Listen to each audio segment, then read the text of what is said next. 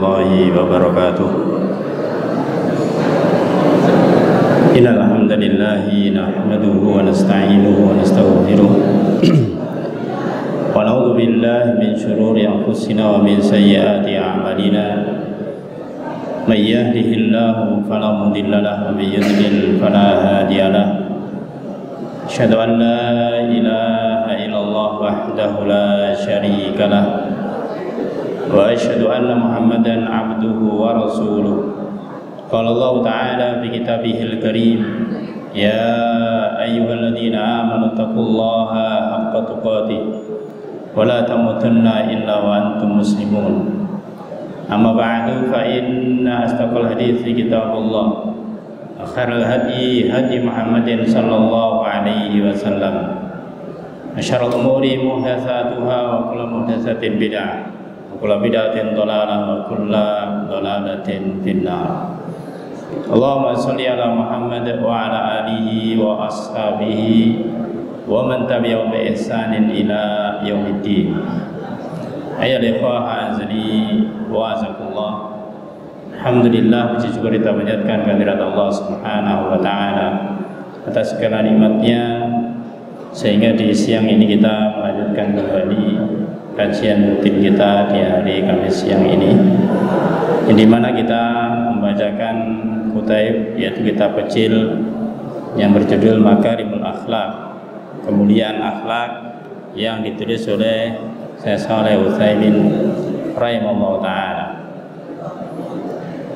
Yang kita sampaikan sebelumnya yaitu tentang namanya husnul khuluq, maka itu tidaklah hanya berhubungan dengan antar sesama, tidak hanya dikaitkan antar sesama, tapi jauh lebih penting dari itu adalah yang terpenting bagaimanakah akhlak kita kepada Al-Khaliq, akhlak kita kepada Allah Subhanahu wa taala. Nah, kemudian beliau menyampaikan di sini bagaimanakah cara kita mewujudkan akhlak kita kepada Allah Subhanahu wa taala. Yang kita tahu bahwasanya Allah ghaib. Maka untuk mewujudkan akhlak kita kepada Allah taala, sudah disampaikan di sebelumnya, ada 3 macam. Yang pertama yaitu kita mengambil berita-berita Allah, ayat-ayat Allah taala. Bagaimanakah kita setelah mengambil ayat itu bitasdiq, yaitu dengan membenarkannya. Kemudian kita menjadikan hukum-hukumnya, setelah mengetahui hukumnya itu dengan cara diapakan? Dengan cara tanfidz wa tatbiq, yaitu dengan dilaksanakan, dipraktekkan. Adapun yang ketiga yaitu mengambil takdirnya Allah yang telah tetapkan, bis-sabr war ridha, dengan sabar dan ridha. Maka yang pertama disebutkan oleh beliau penjelasannya tentang 3 macam akhlak kepada Allah Subhanahu wa taala ini. Yaitu awalan talqa talaqi ahbari bitasdiq, yaitu mengambil khabar-khabarnya, ayat-ayatnya Allah bitasdiq, dengan membenarkannya. Bihaitsu la yaqau indal insan syakkun, di mana ketika kita membenarkan ayat-ayat Allah taala, maka tidak ada di sisi manusia itu syak, itu keraguan sedikit pun. Atau taraddudun, atau taraddud, bimbang, fi tasdiqi khabarillahi tabaraka wa ta'ala, dalam membenarkan berita Allah tabaraka wa ta'ala. Jadi tidak ada keraguan, tidak ada kebimbangan untuk membenarkan ayat-ayatnya Allah Subhanahu wa ta'ala. Lianna khabarallahi ta'ala, karena ayat-ayat Allah ta'ala sadirun an ilmin, yaitu bersumber dari ilmu. Artinya tidak ada ilmunya. Wa huwa subhanahu astaqul qailin, dan yang memiliki ilmu adalah Allah Subhanahu wa taala, astaqul qailin, yaitu yang paling benar di antara orang-orang, ucapannya yang paling benar, maka yang paling benar adalah Allah taala. Berdasarkan ayat Allah taala di dalam surat An-Nisa ayat 87, Wa man asdaqu minallahi haditsa. Dan siapakah yang lebih benar daripada Allah Ta'ala ucapannya? Yang mananya bahwasanya ucapan Allah yang paling benar. Makanya setiap kita muqaddimah, kita menyampaikan fa inna asdaqal hadis kitabullah. Maka sebaik-baik ucapan atau sebenar-benar ucapan itu adalah kitab Allah, Al-Quran. Oleh karena itu, ketika disebutkan di dalam ayat ini bahwasanya sebenar-benar ucapan adalah ucapannya Allah Ta'ala, kalamullah, wa lazimu tasdiqi akhbarillah, maka lazim, kewajiban membenarkan berita Allah, membenarkan ayat Allah itu bagaimana wujudnya? Ayyakunal insanu, hendaklah manusia itu wasiqon biha, itu yakin terhadap ayat Allah Ta'ala, memiliki keyakinan terhadap ayat tersebut. Yakin ini adalah ayat Allah Subhanahu wa Ta'ala. Mudafian anha, dan juga membela ayat Allah Ta'ala. Kalau itu berupa dukungan, kita mendukung. Tuntutan yang mendukung, maka kita dukung. Tuntutan dari ayat kita harus menolak, maka kita tolak. Maka membela apapun yang difirmankan Allah Subhanahu wa Ta'ala. Mujahidan biha, yaitu berjihad, bersungguh-sungguh memahami ayat Allah Subhanahu wa Ta'ala. Wa fi sabiliha, dan berada di atas jalannya, di atas jalannya Allah Subhanahu wa Ta'ala. Bihaitsu la yudakhiluhu syakkun, ketika kita yakin terhadap ayat Allah, kita membela ayat Allah, kita sungguh-sungguh mempelajari ayatnya, dan kita berjalan di atas jalannya Allah, maka tidak boleh ada di dalamnya masuk berupa syak, berupa keraguan, aw syubhatun, atau syubhat fi ahbarillahi azza wa jal, di dalam berita-berita Allah Ta'ala, wa ahbari rasulihi sallallahu alaihi wasallam. Di awal dikatakan hanya khabarullah, ahbarullah, ayat Allah. Maka termasuk membenarkan ayat-ayatnya Allah, juga membenarkan khabar-khabar, hadis-hadis dari Rasul sallallahu alaihi wasallam. Ini tidak bisa dipisahkan. Dengan kita membenarkan ayat Allah, maka di dalam ayat Allah merintahkan kita juga membenarkan hadis-hadis Rasul sallallahu alaihi wasallam yang sahih. Maka dijelaskan oleh beliau sini, wa idza takhallaqal abdu, jika seorang hamba ini berakhlak bihadzal khuluqi, dengan akhlak ini, amkanahu, maka memungkinkan bagi dia ayat fa'a ayya syubhatin, dia bisa menolak berbagai macam syubhat. Yuriduhal muridun, yang itu dibawa oleh orang-orang murid, yaitu orang-orang yang memiliki misi-misi tertentu, memiliki niatan-niatan tertentu, ingin merusak ayat Allah, ingin merusak sunnah Rasul sallallahu alaihi wasallam. Maka kalau orang memiliki pemahaman tentang ayat Allah yang benar, hadis yang benar, dia tahu, oh ini mau ada tujuan tidak baik terhadap ayat Allah, terhadap hadis Rasul sallallahu alaihi wasallam. Maka dia akan bisa apa? Bisa membela ayat Allah, bisa membela sunnah Rasul sallallahu alaihi wasallam. Ala ahbarillahi wa rasuli, terhadap berita Allah dan juga hadis Rasul sallallahu alaihi wasallam. Sawaun akanu minal muslimin, sama saja entah yang orang-orang yang memiliki misi-misi tertentu ini, tujuan-tujuan tertentu ini, itu dari golongan orang muslim, dari golongan orang-orang muslim. Siapa yang dimaksud di sini? Alladzina btada'u fi dinillahi ma laysa minhu, yaitu orang muslim yang mengaku Islam, akan tapi mereka adalah orang-orang yang ibtada'u, mengada-ngadakan, fi dinillah, di dalam agama Allah, membuat syariat-syariat yang tidak ada di dalam agama Allah, membuat bid'ah. Ma laysa minhu, sesuatu yang tidak ada dari agama Allah ini, jadi berbuat bid'ah. Maka al-mubtadi' ay mubtadi'un, orang berbuat bid'ah, ini adalah orang-orang yang mereka berusaha atau memiliki misi-misi tertentu.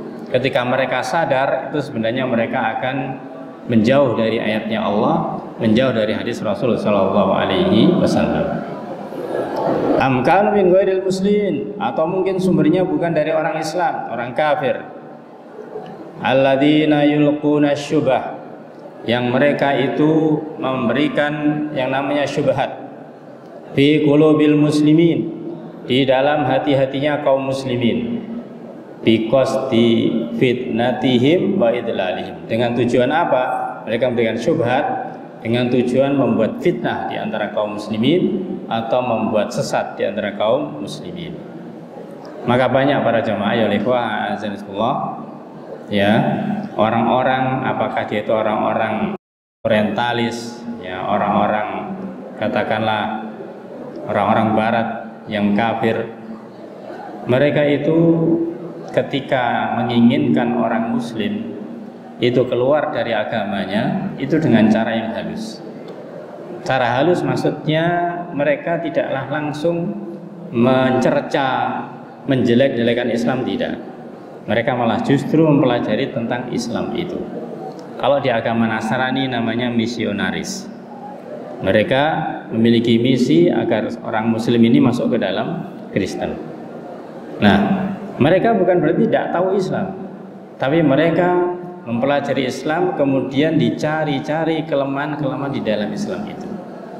Maka dijadikan syubhat, disampaikan kepada orang-orang muslim yang awam, yang tidak tahu. Sehingga orang muslim yang awam ini kadang-kadang terpengaruh. Salah satu contohnya misalkan kita diperintahkan bersalawat kepada Rasulullah SAW. Ya, maka bagi orang awam, ketika mereka diberi syubhat di ajaranmu, di kaum muslimin disuruh bersalawat kepada Nabi, suruh mendoakan Nabi, berarti nabimu itu belum selamat. Nah, orang kalau hanya mikir secara akal saja, ya ke bawah dengan hal itu. Kalau orang sudah memahami tentang nas Al-Quran atau hadis, kalau ini adalah perintah Allah dan Rasulnya, sami'na wa ata'na, tidak akan terpengaruh dengan syubhat-syubhat yang semacam itu. Salah satu contoh disebutkan oleh beliau di sini, bagaimanakah kita berakhlak terhadap ayat Allah, terhadap sunnah Rasulullah SAW. Sekali lagi, yang dicontohkan di sini adalah tentang hadis Rasulullah SAW. Kalau kita memahami hadis Rasulullah SAW, membenarkannya, itu maknanya kita juga membenarkan Allah Ta'ala. Karena yang disampaikan Rasulullah SAW adalah wahyu dari Allah Subhanahu wa Ta'ala. Walana tribuli dzalik, maka sungguh kita berikan satu percontohan, satu misal.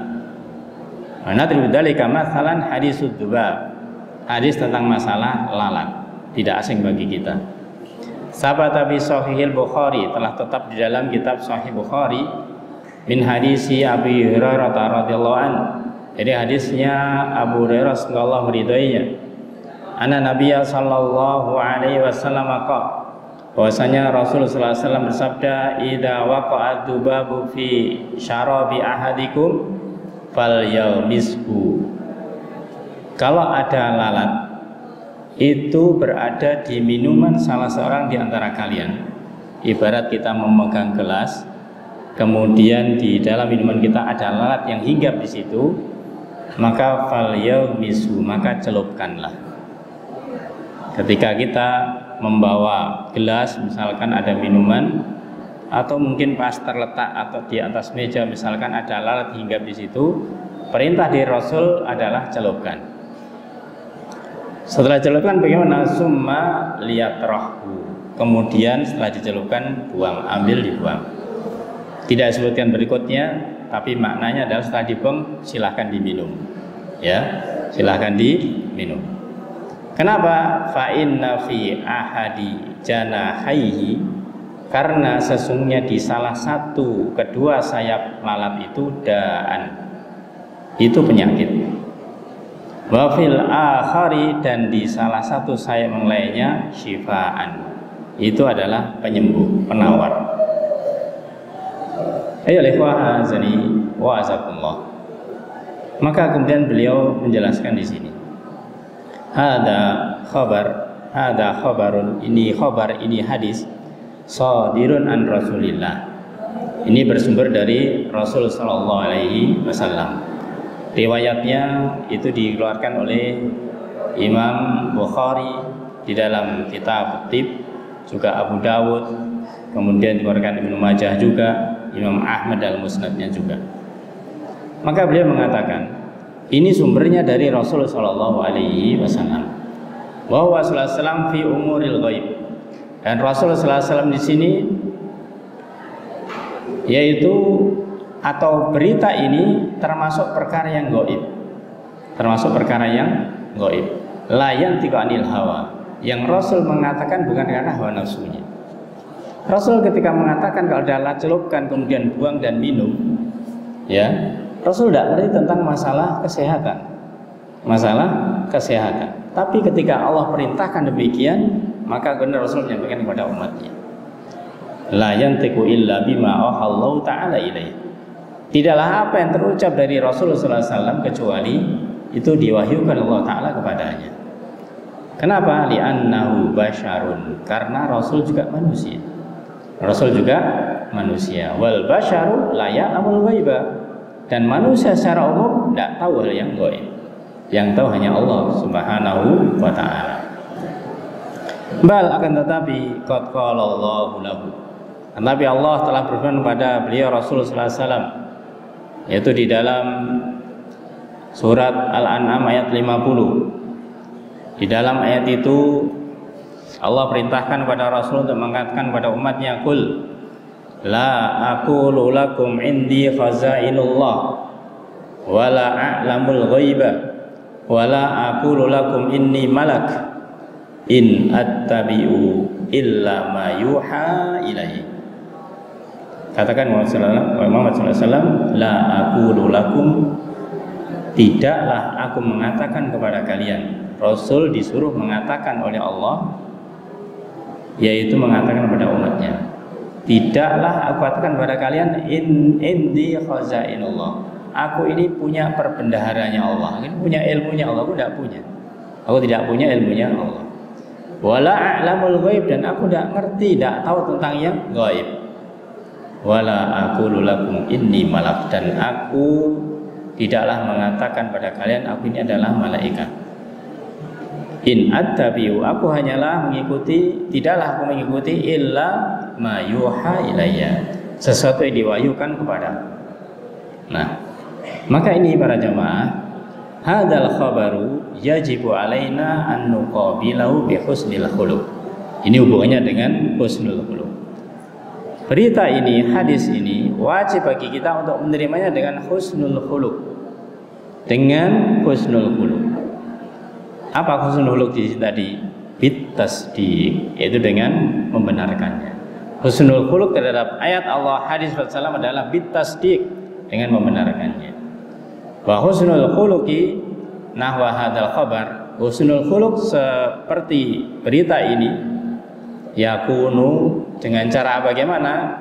Bi anna talaqahu bil qabul wal inqiyad, yaitu kita menerima dengan betul-betul penerimaan dan ketundukan, tidak protes.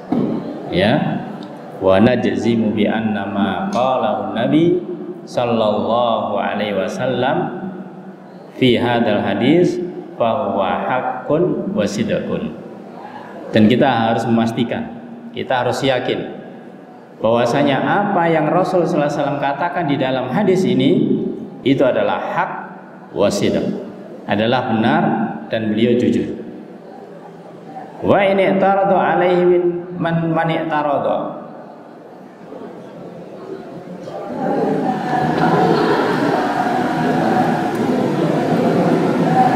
meskipun ada orang yang menentang mengenai masalah ini, orang yang menentang, sebagaimana ketika hadis masalah lalat ini belum terbukti atau belum dibuktikan secara ilmiah, secara kedokteran, banyak yang menentang ini hadis nggak masuk akal ini. Orang lalat kok disuruh nyelupkan, sumber penyakit ditambah penyakit. Ini ketika belum terbukti. Tapi alhamdulillah ya, ada seorang yang dia itu dalam bidangnya penasaran, akhirnya meneliti, maka ditunjukkan oleh Ta'ala ternyata benar. Ketika diteliti, di dua sayap lalat ini, yang satu itu sebagai racun, pembawa racun, yang kedua adalah sebagai penawarnya, sehingga netral.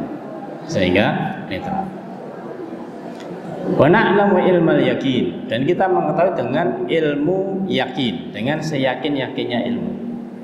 Anna kullama khalafa ma sahha an Rasulillah, bahwasanya apa saja yang menyelisih apa yang telah sahih dari Rasulullah sallallahu alaihi wasallam, fa innahu batilun, maka dia adalah batal, dia adalah salah. Li'anna Allah ta'ala yaqul, karena Allah berfirman di dalam suratnya ada di bawah di sini, surat Yunus ayat 32. Itu Allah berfirman terkait dengan hal ini, fadzalikumullahu rabbukum, maka Allah yang demikian itu adalah Rabb kalian. Maka Allah adalah Rabb kalian, al-haqqu yang benar. Famadza ba'dal haqqi, maka apa setelah al-haq, apa ada setelah al-haq, illa dhalal, melainkan kesesatan. Maksudnya tidak ada yang datang setelah al-haq kecuali kesesatan.